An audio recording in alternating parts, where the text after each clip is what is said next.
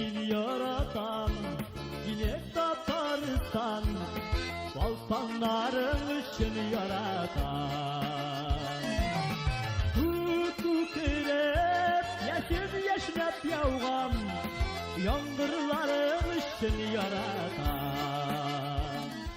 Büyük Tatar şairimiz Musa Jalil'nin sözleri: "Men köp gördüm filday kişilerini, keng ko'krakli temir badanli, tik kurasiydi ishi bilan kishi bo'lgan eng chin adamni.